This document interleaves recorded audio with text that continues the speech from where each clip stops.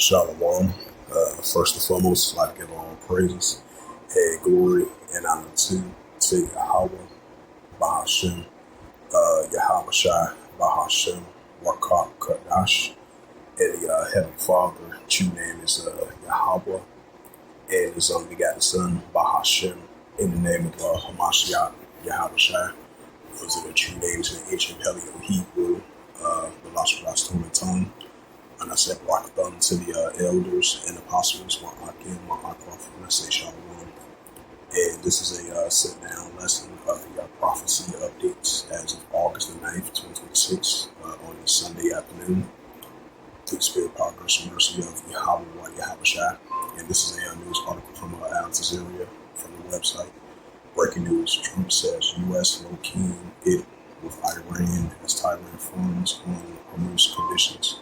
Right, so, because Iran is still asking for more demands from the United States to see if they fully trust them, especially getting back to the minimum of the understanding of a deal, getting to the processing stage of potentially ending the war between them and the United States and Iran. So they want to see if they can fully trust the United States, because they don't automatically fully trust them just like that, in rushing to get back to negotiations. Even though it's been talks, indirect talks via text message on both sides, from the prime minister of Iran and the top negotiator from Iran and the United States as well too. So I've been somewhat of progress of that as a, potentially getting close to a deal, but it seems like it's not getting fully close to that point just yet.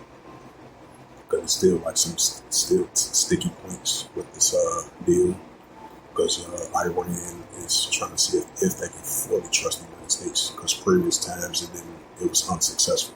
So we're gonna see how it plays out. But in the meantime, you still gonna have Iran still fully managing some parts of the Strait of Hormuz and fully controlling some parts of the Strait of Hormuz as well too. Because I think them and Iran and Oman, they getting close to any agreement, or if they probably agreed to a deal already. It says 3 minutes ago, what's the 15-point plan has rejected? Right, because Benjamin Netanyahu, because he was kind of quiet about this decision, because you had the Israelis and people over there in Gaza and Hamas agreed to this 15 peace plan deal for the Israel Defense Force to fully withdraw, from over there in the Gaza Strip, over there in Lebanon and all that. And then in exchange for the Israel Defense Force, in exchange for the Hamas fully disarming themselves, now Benjamin Netanyahu, a couple of weeks later, finally spoke about it. He was saying that he's not going to fully withdraw his troops from over there, because he waiting to see if Hamas is going to fully disarm themselves. That's why he rejected the 15 plan peace deal that was made by the Trump administration. I would say like 2 weeks ago. Now we're going to see how this plays out. If the Israel Defense Force continue to use airstrikes and have clashes, cross-border clashes between the army factions of Hezbollah and army factions of, because you're going to have 3 of them. You're going to have the Lebanese armies, you have the IDF armies, and the Hezbollah armies, because you're going to have the Hezbollah armies clashing with the Lebanese armies and the Israel Defense Force armies. Because it was like some type of accidental explosion. It was like last week, I believe, because at first they tried to blame it on the Israelis, come to find out it was on Hezbollah. So that is going to be some still close encounters between Lebanese armies against Hezbollah and the IDF armies against Hezbollah armies in those security zone areas between Lebanon and Israel and over there in the Golden Heights.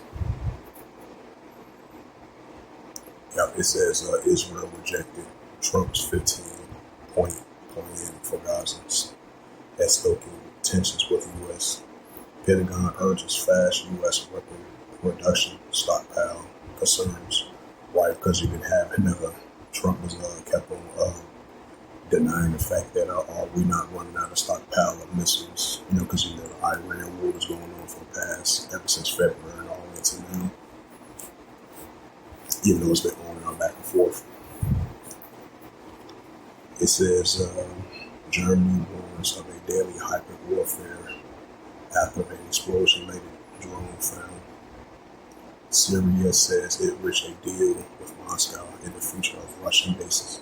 Yeah, that goes into that Ezekiel, the 38th chapter, because Russia is going to be a guard to these other nations. Iran, Ethiopia, Libya, Turkey, and all these other nations that they're going to be allies with. Because Russia had allies with Syria in the past, because they was going against those proxy groups back in 2015. Because I remember that like it was yesterday. So finally, Russia and Syria finally came to an agreement, which they've been having recent discussions about. All right, check out, bring out some scriptures.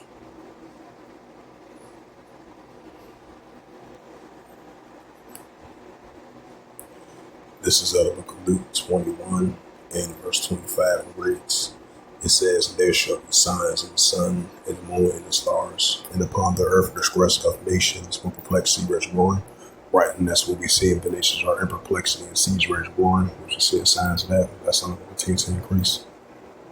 So increasing uncertainty among the nations while we have these biblical signs taking place, with the seditions, the uproars from the world, the visitation of the Heavenly Father, visiting with these famines and pests and plagues, war, evil, and pestilence. We're going to see more signs of that. And this is out of the book of Matthew, chapter 24, in verse 3. It says, and as he sat down upon the Mount of Olives, the disciples came to him, probably saying, right, the disciples of Yahushua, Paul, Peter, John, James, Andrew, which they were disciples of Yahushua, now they became the apostles. It says, and as he sat down upon the Mount of Olives, and the disciples came to him privately saying, right, the disciples came to Yahushua privately saying, tell us when should these things be? When should the sign not coming at the end of the world? Right, so we're in those left hands once again. The end of the age society of Esau's worship comes in Matthew 24 verse 4, and Yahushua, which is the only begotten son, Yahushua, that's his true name in the ancient of Hebrew. And Yahushua replied back to the disciples in the next verse. It says, and Yahushua answered and said to them, like Paul, Peter, John, James, Andrew, he replied back to them. It says, take heed that no man deceive you. Matthew 24 and verse 5. For many shall come in my name, saying, I'm Hamashiach, Yahushua shall deceive many. Like that's a prince in these days. Matthew 24 and verse 6. And ye shall hear of wars and rumors of wars. See that you be not troubled, for all these things must first come to pass, but the end is not yet. Right, and that's what we see in our world today. That this was 2,000 years with the disciples of Yahushua. They spoke about this 2,000 years ago. Now it's being shown forth in these times of these, wars and rumors of wars, nation against nation, kingdom against kingdom. This is only going to continue to increase, even though it's been on and on back and forth throughout the years and generations, and especially as recently, it's going to continue to see an increase. Because everything is balanced in the sign of Yahushua Hamashiach.